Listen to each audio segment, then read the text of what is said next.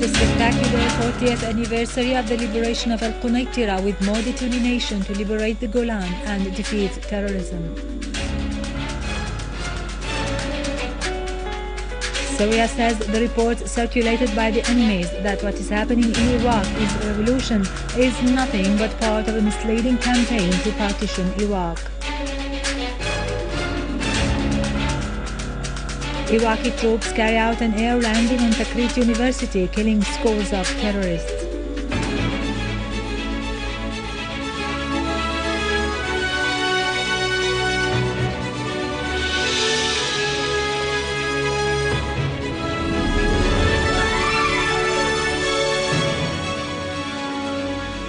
Good afternoon, ladies and gentlemen, and welcome to our news for today.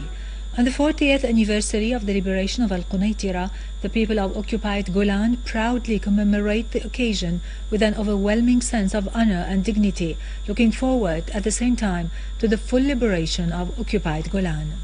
The 26th of June 1974 was a historical day, the date when the late leader, President Hafez al-Assad, hoisted the Syrian Arab flag over the sky of Quneitra after liberating it, announcing the great victory brought about during the October War of Liberation. The Syrian people in general and the inhabitants of Quneitra Governorate and occupied Golan in particular invoke the spectacular moments of their victory over the Zionist enemy and the return of Quneitra to the lap of the homeland Syria in 1974 with increasing confidence in their country's ability to confront the conspiracies which seek to deal a blow to Syria's stand of resistance against U.S. Zionist plots in the region. Since its liberation, the city of Quneitra has remained a witness to the barbarism of the Israeli occupation forces, who, in the wake of the ceasefire announcement, deliberately destroyed mosques and churches and demolished schools and hospitals in flagrant violation of international norms and conventions. Quneitra will remain a symbol of steadfastness, survival and challenge of the Zionist occupiers, as it is today standing up against the gangs of takfir and ignorance who have been receiving support from the Israeli occupation authorities.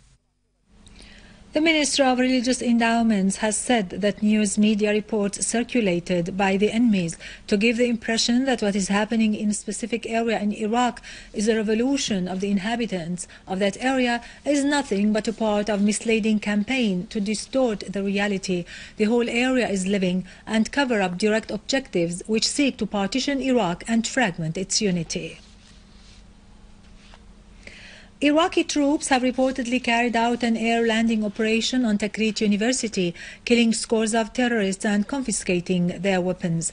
With the support of the clans, the army completely took over Al-Mansouriya district east of Baqouba after clearing it of ISIL terrorists. 20 armed men were killed and a number of their vehicles were destroyed. Several explosives and mortar shells were seized.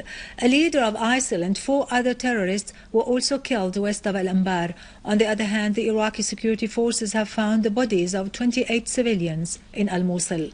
On the political arena, the Iraqi presidency has called for a parliament session on the 1st of next July to discuss the developments in the country. Within the framework of the regional stance in support of the Iraqi government against the terrorist organization known as the Islamic State in Iraq and the Levant, Iranian Assistant Foreign Minister Hussein Amir Abdullahian stressed that his country will back Iraq in combating terrorism, pointing out that Iran will send military equipment according to international regulations in case Iraq made such a request.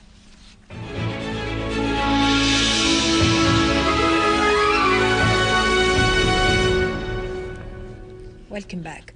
Syria's permanent representative to the UN, Dr. Bashar al-Jaafari, said that acknowledging the real causes of any humanitarian crisis and finding solutions to them represent the first step towards solving it.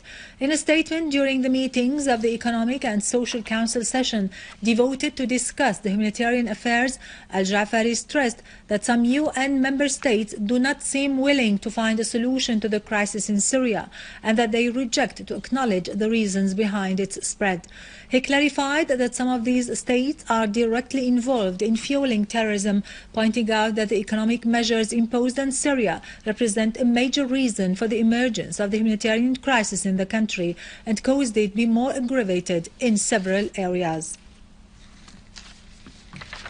Finally, a suicide explosion took place yesterday night inside a hotel in al-Rawsha area west of Beirut, causing several injuries. The Lebanese National News Agency said that the explosion happened when Lebanese security forces broke into the hotel where two suicide bombers were staying, pointing out that one of them was immediately killed after throwing his explosive belt at the security forces, injuring three of them. The second suicide bomber tried to escape by jumping from the balcony, but he was arrested after sustaining minor injuries. The two bombers were planning to blow themselves up at crowded areas, and news reports suggest that they may be affiliated with the terrorist Islamic State of Iraq and the Levant.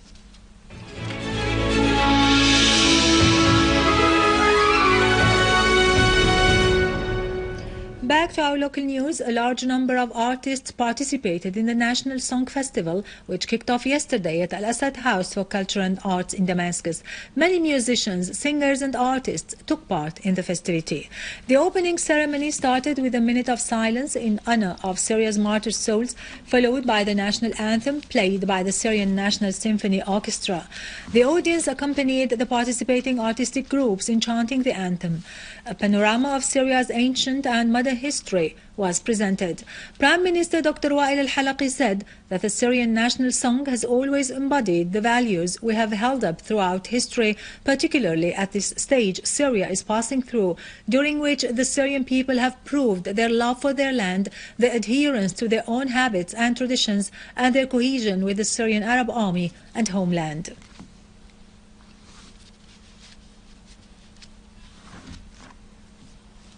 With this, we end our news for today. Thank you for watching. For more details about Syria and the region, and to view this bulletin again, you can always visit our website in English, syriaonline.sy. Now to latest business and market news with Karun Kürkcan, but after a short